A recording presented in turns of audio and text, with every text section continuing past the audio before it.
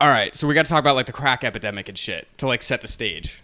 For Big? Yeah, because like all of his stories and shit, what he's talking about, like Yeah. where he's like as he's coming up, you know what I mean? Yeah. And just like I guess drugs in the city in general, because even like Diddy, I mean, his dad was killed by Frank Lucas. Yeah. His dad was a big time drug dealer, but Diddy pretty much grew up broke-ish, broke kind of. Like he had stuff, but he didn't have anything. That's something that it's interesting that we're doing this because I mean, you were growing up in Brooklyn around this time. I was fucking either not around or in Florida. So I'm really curious to hear a lot of your perspective on these things because you were actually like around. Yeah. Like for me, it was always like I always loved Biggie, but like from afar. Yeah. You know what I mean? So I'm Yeah. curious, like were you like, was it?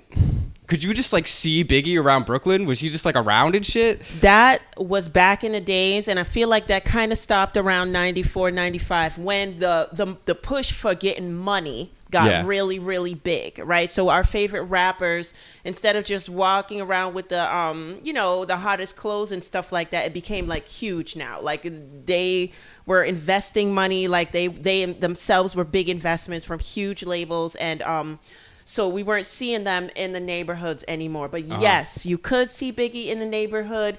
All the rappers that came before him that he looked up to, like the Big Daddy Kanes, like all the people that he knew, Busta Rhymes, Special Ed, all those people, you could see them in the neighborhood. And nobody was going to bother them or anything like that because one, it's New York. We don't fan out like LA does. You know what I'm saying? Because we got somewhere to go. Yeah. Like, you know what I mean? Yeah. Everybody Everyone's does. busy. Even the kids, they got somewhere to go. So they're going to stop. They're going to see you. They're going to say, oh, my God. But then they got to go on their way. So, yes, of course. You could see him. I mean, and all the rappers that he used to shout out on those albums, like I said, like in Warning, you know, he talks about certain rappers, and these are all Brooklyn rappers. He'll say something like putting hickeys on your chest like Lil Sean. That was an actual rapper here in Brooklyn and stuff like that.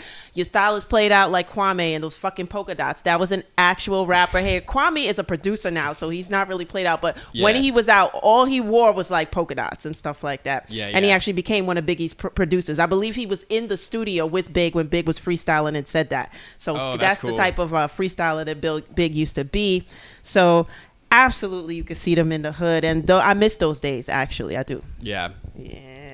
So another thing, okay, so we're talking about like crack and shit. So all of his earlier songs talk about growing up fucking like selling crack and shit. And like for context, it's like, you know, there was the war on drugs or whatever in the 80s, but like I feel like the whole crack thing was specifically against black people, right? Yeah, the crack epidemic, Yeah, it because definitely was. Obviously you need cocaine to make crack. Yes. And cocaine's fucking expensive. And crack is cheap. And crack is cheap. And the way that it kind of ended up was like all the rich white people would be doing cocaine, and then all like the poor people on the street would be doing fucking crack. Yeah. And you would think as a government, if you wanted to get people to stop doing crack, then you would go to the source, which is the cocaine, and you would make those penalties heavy. Yeah. But that's not what they fucking did, is it? No. They were like, okay, we're going to crack down on the crack. Yeah. So it's like, that's just a fucking very thinly veiled way of saying we're trying to arrest all these motherfuckers on the street that we can. Yeah, because the dope boys were making tons of money, right? They were making millions of dollars per week.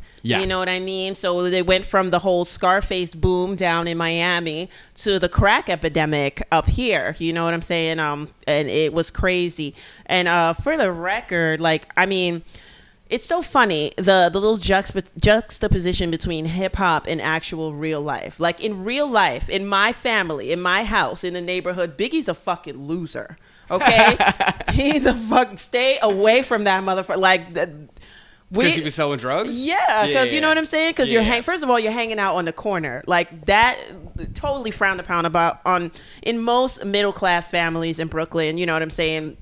To you just owned be on a the street home like that. and stuff like that. Those kids that hung out in the corner. We used to, like, I wasn't allowed to be around those kids. Like, you know what I'm saying? So it's like, in a way, it's like the crack epidemic happened around me sonically, like in music and in the movies. Like, because to us, like growing up was like, how the fuck could you smoke crack? Like, you know what I'm saying? Yeah. Like the way it makes you look, it's just like, who wants to turn into that? Like, Right. like, so it's just like, how the F could you do this to yourself? Like, Right. you know what I'm saying? Who would want to take one hit? Like, you know what I mean? So that was crazy. And then of course, drug dealers, like, no.